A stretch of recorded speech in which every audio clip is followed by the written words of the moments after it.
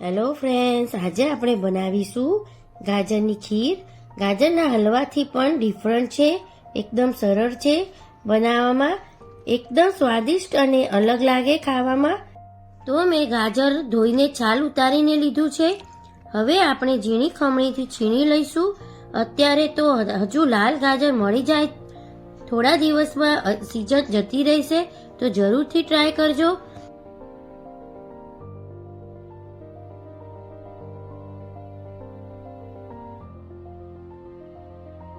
તો એક પેનમાં 1 ચમચી ઘી નાખીશું અને ગાજર પણ ઉમેરી દઈશું. ગાજરને 2 થી 3 મિનિટ શેકી લઈશું.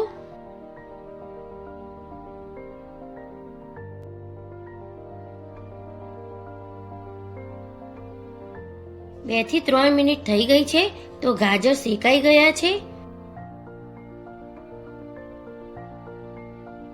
હવે એમાં દૂધ ઉમેરીશું. મેં દૂધ આશરે લીધું છે, કંઈ માપ નથી લીધું. 500 ગ્રામ જેટલું દૂધ હશે. તો હવે દૂધ અને ગાજરને થવા દઈશું.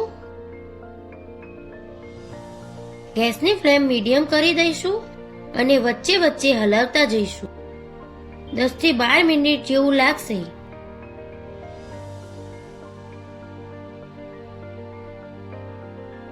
હવે કસ્ટર્ડ પાવડર 1 ચમચી લીધો છે અને 2 થી 3 ચમચી જેટલું દૂધ ઉમેરી કસ્ટર્ડ પાવડરને મિક્સ કરી લઈશું.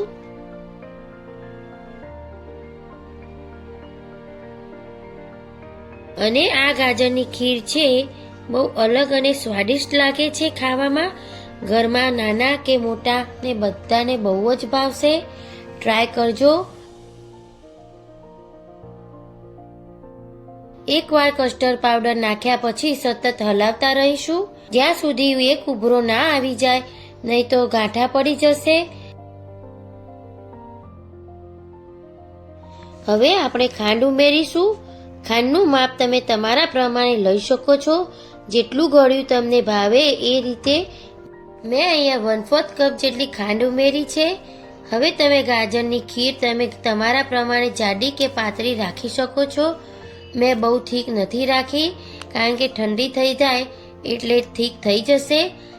ગેસની ફ્લેમ બંધ કરી દઈશું અને ઇલાયચી પાવડર ઉમેરીશું અને ગાજરની ખીર તૈયાર છે. હવે આપણે કેસર ઉમેરીશું. કેસર એ ઓપ્શનલ છે, તમે 7 થી 8 દિવસ ફ્રીજમાં રાખી શકો છો. બહુ જ સરસ લાગે છે ખાવામાં. ઉપર ડિલિશિયસ ગાજરની ખીર બનીને તૈયાર થઈ ગઈ છે. હવે સર્વિંગ બાઉલમાં લઈ લેશું અને ઉપરથી ડ્રાયફ્રૂટ ઉમેરીશું. તો આ રેસીપી જરૂરથી ટ્રાય કરજો. તમને મારી રેસીપી ગમતી હોય તો લાઈક, શેર અને સબસ્ક્રાઇબ કરો. Thanks for watching video. Bye. Take care.